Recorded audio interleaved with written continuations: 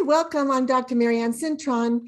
I'm so excited to introduce you today to a very special friend. I've known her for a couple of years from the Christian business partners that I've been in the network with, and her name is Dawn Tucci. She has been a registered dietitian, and now she helps families learn more of a homeopathic way of taking supplements and nutrients to supplement the nutrition that we're not getting from our plants and food bases these days. And I thought it would be a really great idea to have her on again, because with so many children with dyslexia, so many children struggling with reading and their concentration, with anxiety, let's find out what the proper nutrition is that can help their brains be the most efficient in functioning. So come on to the stage, Dawn, and meet our audience. All right. Tell the audience a little bit about yourself. Yes, I would love to. I have 3 boys myself, and I've been a dietitian for 30 plus years and worked in a little bit different capacity for the last 16 years with the food science company.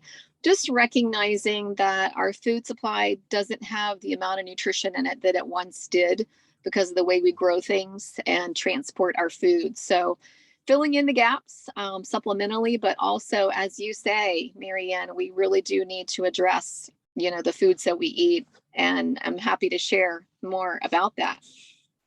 Okay, I would love you to. And also I want you to please address when kids aren't eating breakfast, even though there's this other push for intermittent fasting. So that's not having breakfast till you wake up later and not eating after a certain time at night. So how do people come to terms with what to teach their kids when they're being taught don't eat breakfast till later and everything? Right. Yeah. Intermittent fasting has become quite popular. And for some people, it's been very helpful. It would be very difficult, I would think, for a child to do that. But I hear what you're saying. You're not really modeling that behavior of eating breakfast if you're fasting until lunchtime. So I think, it's okay to teach kids that different stages of life need different nutrition. And as long as we as a family are putting good foods in our bodies later in the day or whenever you choose to eat, I think getting away from the mealtime thing is okay. Kids need to eat when they're hungry. And if they're going to go to school and be gone most of the day or, not eat until lunchtime, often they do need something to eat in the morning. So letting hunger guide them, I think, is okay. So if they go to school, they didn't eat anything, they're starving, they don't feel well, they're not doing well, then it's time to address, hey, maybe we need to get something in your body early on and maybe make them a part of that. I love the other thing that's popular right now are the chia puddings or the overnight oats, yogurt with fruit, simple things. We don't have to have a big breakfast, but having some protein and some fruit before we go out the door is a really good idea. So maybe we need to make that a little bit simpler. Even a smoothie, maybe kids would be receptive to a smoothie before they went out the door in the morning. I'm so glad you mentioned that. Yeah, I did a detox to clean my body out, and I was having protein shakes, adding some, greens into it and getting that all, blended in the shake. And then for a meal, sometimes they would just let me have mixed fruit, and right. I'm so used to having, it has to be the oatmeal. Okay, so I switched to the gluten-free oatmeal. And then I have the flaxseed and not the flaxseed, the chia seeds that make it all puffy and puddingy. It's just really fun. Right. And then some breakfasts were just fruit and then some just a shake. So changing it up even brought more flexibility to how I run my diet. Right. I think we can all be open to that, and teaching our kids just to make healthy choices most of the time. I teach people to maybe 10% of the time eat foods that you just like. And I think that's okay for us to make it okay with kids. I don't think we really want to refer to our foods as good or bad. We certainly don't want to associate eating with making you feel better. Not a good idea. But I think if we can loosen up our idea of what is breakfast, it doesn't have to be a big meal. It could be something they drink in the car on the way to school if it's a smoothie, and then let them be a part of it. Do they want to sprinkle some chia seeds in? Do they like blueberries? Would they rather have strawberries? And you can actually put a nutrition supplement in that smoothie. That's how I teach people to do it. We have a powdered vitamin mineral source for kids, adults, and they just put it right in the smoothie so that they can drink with the straw on the way to school. I think that's good. And I'm going to let you share how people can get your supplements, because I'm going to put a plug for something else that I've tried is the Juice Plus. They have that tower garden where you can grow your own vegetables. And then the Juice Plus has the supplements and, twice a day you're taking it. So you're not, I also watch Chris Wark. He beat cancer and I'm a cancer survivor. So I can't have 64 ounces of juice. That's a lot. I mean, I'm spending hours and hours a day juicing. So I have a nice juice in the morning, but then these Juice Plus supplements throughout the day, my own healthy vegetables, and fruit. I'm getting a lot of that just in my regular diet, but it's a lifestyle change and not how I was raised at all. Right. Yes. I was raised as meat was the thing, and I think one of the other things that we need to unlearn is that meat is the thing. It's okay to have that meat is the main thing. That was always our dinner time. Unlearn What's that. the meat gonna be, So maybe loosening up the ideas of, well, instead of meat, we could have beans. Plants have protein in them. Just kind of freeing up the options that way. In my house, we've just really been trying to increase our plants. So the food supply isn't loaded with vitamins and minerals, like we're saying, it's important to supplement. But I think the other side of that is that plants have things in them that we've yet to discover that can be game changers for our health. I know my company just had a discovery in the late 1990s of something that affects inflammation, cells becoming cancerous, and things like that are very significant. And that was from a plant. So that just tells me that, okay, the plants don't have what they once did. We've got to supplement in some vitamins and minerals.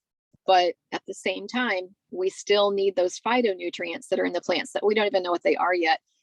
And the fiber, that's another thing I think with kids, especially that are compromised with, like my child, autism, dyslexia, the gut is where things begin to happen. And so getting fiber in, digestive enzymes, probiotics, prebiotics, keeping that environment good in terms of a balanced microbe environment is super important because it affects your mood.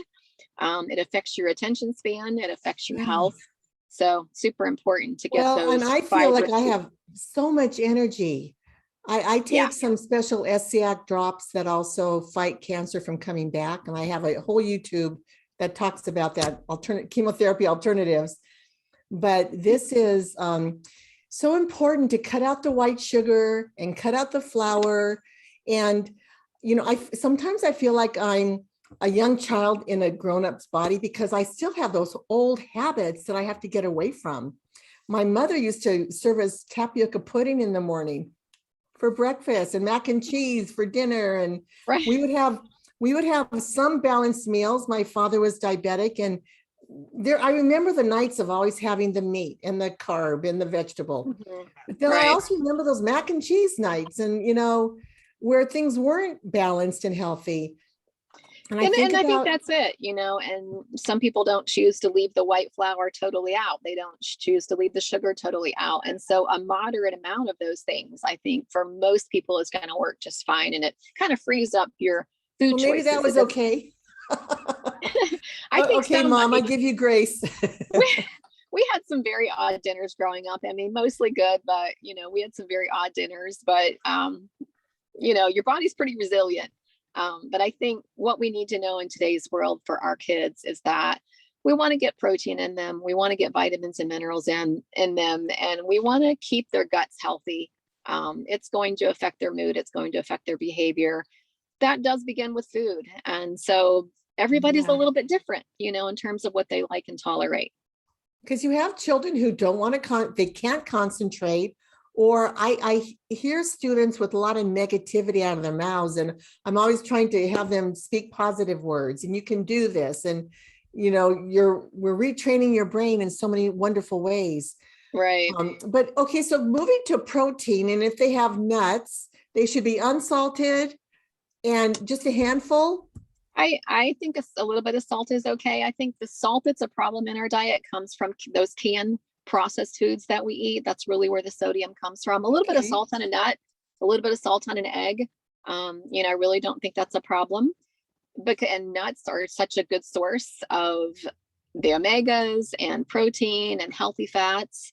But kids might like nuts without salt, right? So we don't have to insist that they have it. Maybe give them a mix, maybe let them choose. I think I love how you give the choices. I think it's so important. I think it's and so the important. choices are healthy choices. It's not here's a bowl of Fruit Loops or here's fruit. No. Right. Blueberries or strawberries or raspberries. Oh, I can tell you that kids would gravitate towards those beautiful blueberries and strawberries and pineapple. If we gave them that choice, I really think they would go in that direction. And then not making anything taboo, not saying you can't have a cookie, not tying that cookie to anything except sometimes a cookie tastes really good, right? So that's okay. Yeah. But really not making a big deal out of it, but having the supply of the nuts, the good grains, the fruits, the vegetables cut up, ready to go. My kids love hummus and baba ganoush and those things, and we can dip pitas or vegetables. I think it's really, as parents, what we eat and what we have in the house is what they're going to eat. But at the same time, maybe there's a bag of chips, maybe there's some cookies. It's okay, but that's not what we're going to eat most of the time, right? We want to teach them 90% of the time to eat that good stuff because their body needs it. What did you say, Baba Ganoush? Baba ganoush. Ganoush, what is that? So that's eggplant. Yeah, it's an eggplant. It's kind of like a hummus made out of eggplant. Oh. So it kind of has an interesting flavor with some interesting spices. And so here's our rule in my house. We always tried new things. There was new things on the table, but if you didn't like them, if you didn't like dinner that night, you could make a peanut butter and jelly. That was always an option. Rarely did they do it, but everybody had the freedom. If mom made a meal and it was terrible, nobody liked it, just go make a sandwich. It's fine. So I think my kids have tried new things since they were little, and they still do today. Some they like, some they don't, but it's kind of led to things like baba ganoush and hummus and some things that maybe aren't typical. Okay, I'm writing that down. That's really cool. Good fats, right? Good plants, good fats, and those fill you up. So that's the other thing. If we're loading our mouth with empty carbs, we're never going to feel full. We're just going to keep loading our mouth with empty carbs, and it's not going to make us feel good. It's not going to be good for our body. So that's why we want to teach our kids healthy fats. I use full fat dairy because there's a purpose of that fat in that food. Fruits and vegetables. So good. The person who has to keep away from dairy, I know I'm one of those people. My doctor says, keep away from dairy. And I'm like, because I drink almond milk as a substitute. So almond milk, and I love those overnight oats. What a night. But I think they have yogurt in them. And I like to have, it went from fruit yogurt to plain yogurt. Now I can't have yogurt, but I'm going to use your 10% rule and just have a little bit. Yeah, that's it. It's hard with so many restrictions. What's that?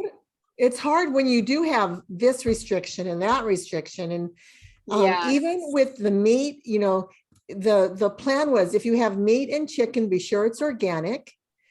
And have smaller, the amount you can have is really just a small amount. So kind of like the size of the palm of your hand is a good measure. So you don't have to worry about if it's expensive, well, cut it in half and let it go further, and don't have it every night. There could be meatless nights, but you have to put your other protein in. Yeah. And having things, having rice, having lots of veggies, and I grew up having one veggie. Now we'll have maybe 3 veggies, and we might have leftover veggies from the night before, things like that on the table. And I love this one meal that I saw somebody make. I think it's going to be so great for kids to have kind of like like a charcuterie platter on the table, and with olives and veggies, and if you can have dairy, some cheese, maybe some baba ganoush or some hummus, and just letting kids kind of have a picnic at the table. I think they would love a meal like that. And then they get to choose. And they make them so pretty. I would say it charcuterie. How do you say it? Charcuterie. I don't know how to spell that. Yeah, we would Yeah. have them for holidays and fun. There's nuts in there and fruits. The other day I made, for my tower garden, I had collard greens Oh, and yeah. I have leeks. Well, I bought the leeks from the organic store, but chopping that up and then sauteing it in a little bit of Mhm. coconut butter and Yeah. some seasonings and putting it with steamed rice Oh, was just really, so really perfect. delicious. So delicious. Or roasting a big pan of, different kinds of root vegetables and olive oil, salt and pepper, and serving it with rice. It's just so delicious. And I think teaching kids that these are simple, easy, delicious ways to get their nutrition, and then they're going to feel better and they're going to want to do it. And then round it out, as we say. I work for Relive International. We have a powdered supplement that puts the vitamins and minerals in. They can have it in a smoothie before they leave the house. And then they have all their nutrition in their body. So they have a great day, lots of good focus. And then, getting in those plants to get those extra things in that are in plants and getting that fiber the rest of the day. I think it really is a simple way to get what we need. What about holidays where it's all focused so much candy, Easter candy, Valentine candy? Yeah. Do you still try to follow your 10% rule a little bit, but not I think focus? Thanksgiving, forget about it, right? I mean, there's just some days, if it's only 1 or 2 days a year that you have a pig out or eat what you want and forget the 10%. I think, there's days like that we just need to say, hey, this is a holiday. Who cares? Eat what you want. And if it's only 3 days out of the year and the rest of the days you do the 90% good rule, you're going to be a healthy person. What about fast foods? How do you encourage Yeah. kids not, Yeah. because parents have to get away from fast foods, realizing that when they have control of what they're serving their kids, they can control the healthy components of it. But So I don't think we want to make it taboo either. If there's a night where you have ball games and you end up in the fast food line, pick as good a fast food as you can. It's if you're in that line every night, or several times a week, or some people a couple times a day. So I think it's really, we want to reserve fast foods for those moments where there's no other choice. And it happens. And then it's fun for the kids, but I think if they eat home cooked foods most of the times, they're not going to want to eat the fast foods. And it can be a matter of planning, doing a little bit better planning. And if parents don't know how to cook, they can just watch some YouTubes. I love watching the Pioneer Woman, and I'm always, what's the Pioneer's recipe for this? Yeah. So I know you have to go. We're on different time zones, so I'm just so appreciative that you were on this call with me. Yeah, last words to our audience before we go? I'm sorry? Any last words to our audience before we go? Yeah. I think just for moms and dads, take the pressure off yourself. Do the best job that you can. Take some time on the weekend to meal plan and get to the store and make a stir fry or something fast, or charcuterie. Don't make it complicated, and focus on getting those plants in our kids' bodies and getting a good supplement in them. And I think it makes it a little bit simpler, and everybody is in a better mood, right? We don't want to be stressed out about it. And how can they reach you if they want to learn more about your supplements? Yeah, I'm on Instagram. dietitian_Dawn. Okay. And I'm on Facebook, Nutrition Made Simple. And if you want to post to my email, Marianne, I'm glad to text that to you. Okay, that'd be awesome. And I'll put this in the chat. Thank you very much. You're welcome. And our guest today is Dawn Tucci. And I want to thank you for tuning in with us today. I am a dyslexia specialist, and if what we've said has inspired you, consider making a donation to our nonprofit. You can find me at meetmarianne.com if you want to make an appointment. And my website is dyslexia-solutions.com. Would you please like this YouTube if you haven't yet, and subscribe to our channel? That'll let people know that this is a popular and one that they want to listen to. Thanks so much for being with us, and God bless you.